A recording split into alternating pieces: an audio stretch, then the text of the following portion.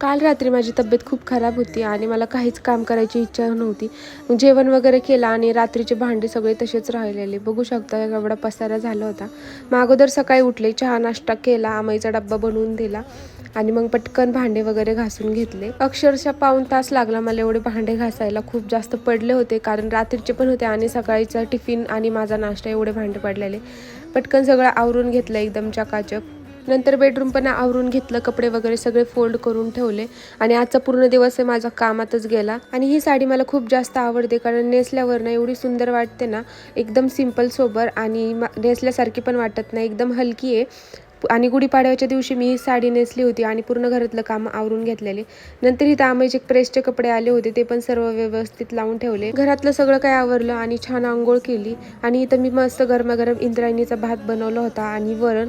मस्त असं जेवण करून घेतलं. तर आजसाठी एवढंच. भेटूया नेक्स्ट व्हिडिओमध्ये.